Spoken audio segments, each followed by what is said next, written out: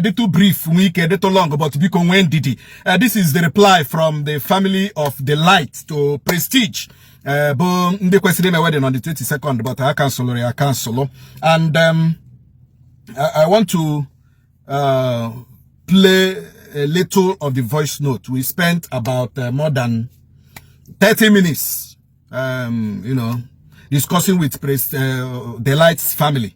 Especially the uncle, when you're on behalf of the family. So, but the main issue from the discussion, I want to remind our people one thing. This job we do, there is what we call right of reply. Right of reply. Right of reply in journalism, something. Even if you broadcast it, on a radio, on a television, or anywhere. Only have broadcasted that thing feeling or wash. The person will also come on the same media platform to refute it. I hand the journalism or right of reply. I was in with that media platform there's a joke that they will not take your own side of the story.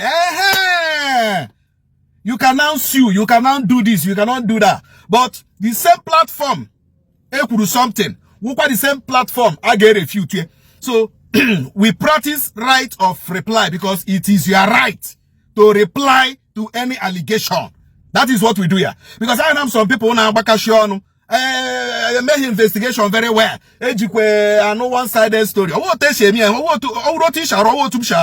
I will give everybody equal opportunity to come and talk. All we have today. Mande Koginyo. And other bloggers and other Facebook influencers nowhere. Koga rubbish. Munu ne make content. I didn't make content on this page. I didn't make content. I'm not a content creator. You can be doing your content, so I didn't make content. You have here information. You have here authentic. And that is why when the family called, I said, okay, fine, wonderful. I'll be waiting for you people to call. Because but they don't have influence. And when you hear when I call Facebook, I'll be my page him, be authentic, and I am proud of it. Or we hit one. So the somebody were that the light walked out of that marriage because of Ogwa prestige mother, according to the family.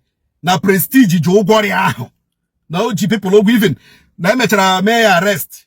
The light may here as police station, So now the threat and this marriage, potrana kwadi marriage, auto shall fly now. And the prestige jogo and a threat, that they will scatter the marriage. They will make sure that it didn't hold. They will do this. So the girl feel threatened the two, feel scared of her life, and also said, according to the information, the family knew him.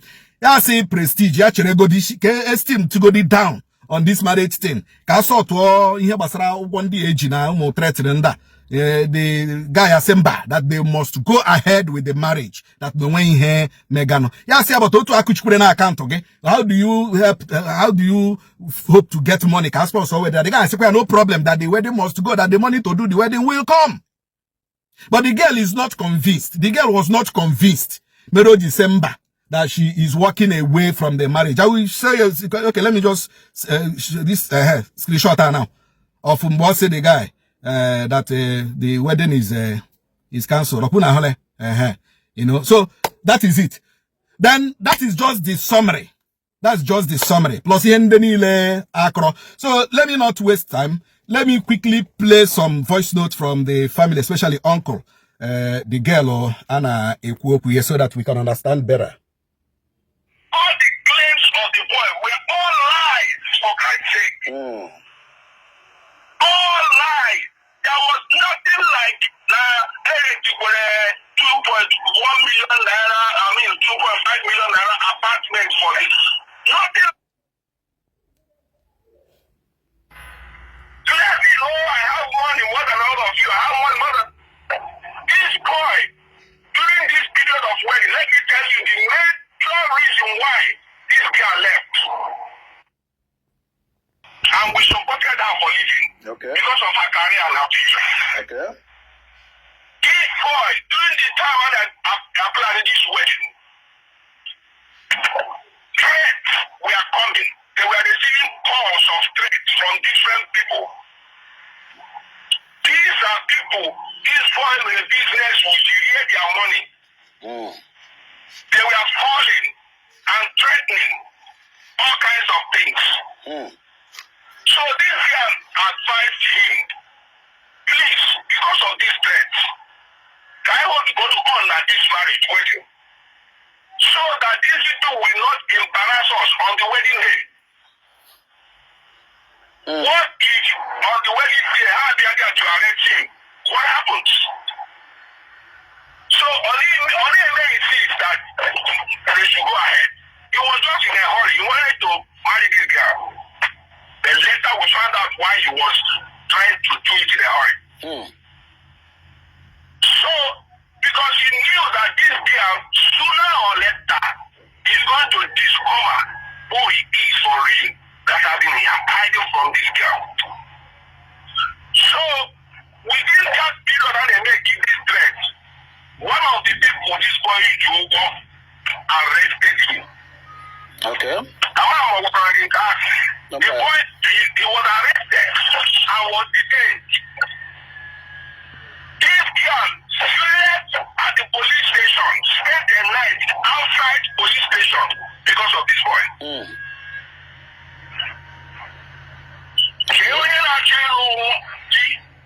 Now this kind of a thing that will not step into backward to think again.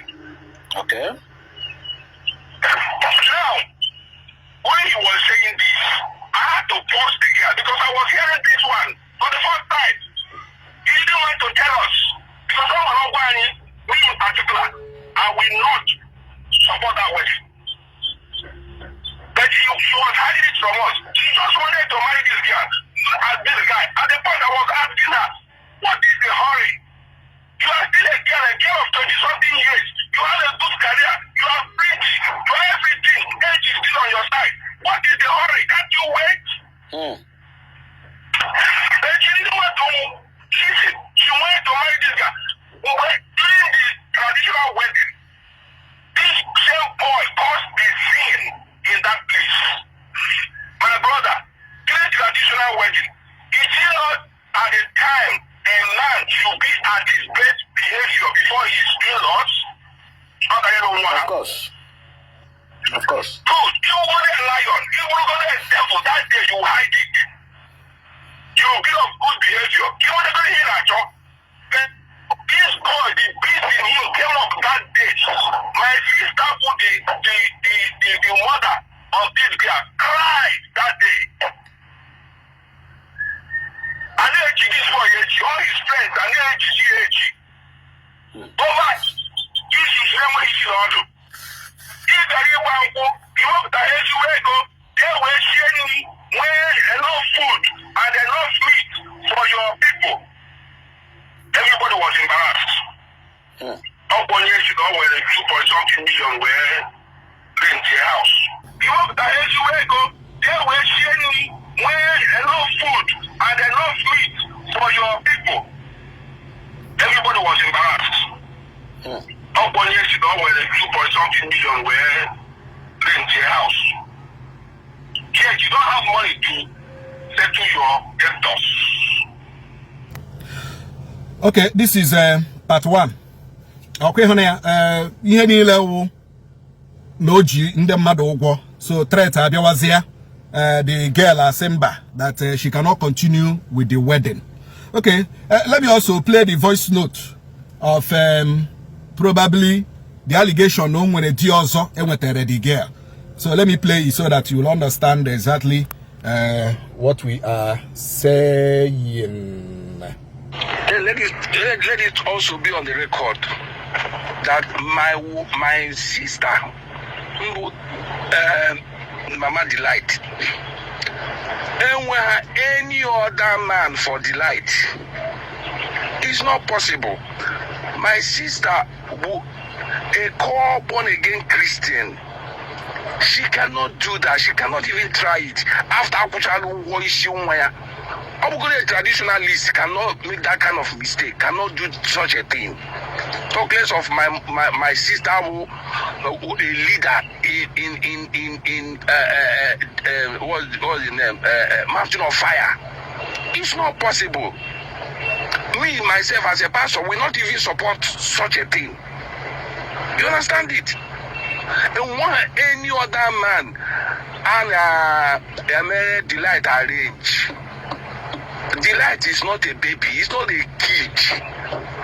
I got just pottery walking from nowhere on I saw Naga and in the life in life of today. It's not possible. It's not. Ademona Anolia, I say it is not possible. It is not possible.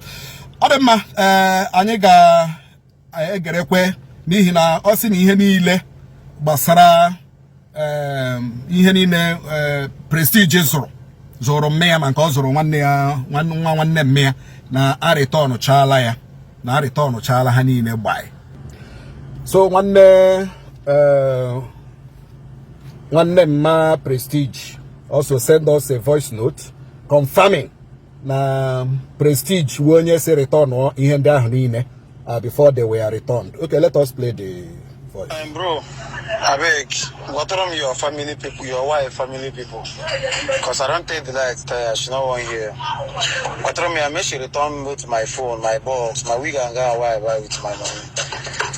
You get most of the time my money with the account. Make sure return them for me.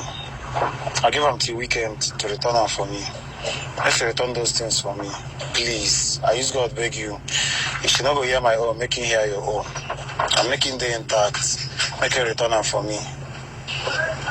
Make I bear the other laws. Another version of the voice note. Make sure return all those things for me. Both the wig where I buy. Make sure return all those things for me. I got my truck here an issue. Please, I'm begging you. Otherwise, everyone I'm going to road. What kind of day are you here? Or some kind of problem? Just you return to share those things. Please, I beg you in God's name. Igbo. And I have also confirmed that such things have been returned. Prestige Ekwele, not return all our phone. Anyone who I'm not return all our phone. But Obama return all other things. So, legally, they are say husband and wife. Oh. Legally, they are say husband and wife.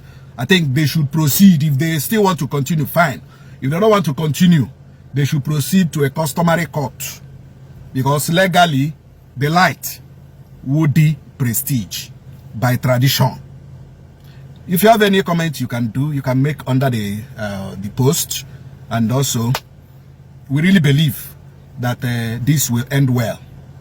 So, Unanola the side of the story from the family of Delight. So, make a balanced judgment. Thank you very much. Remember, Oromongao, I wait here, and you wait here. Away here. When you balanced judgment, yeah, we do the rono.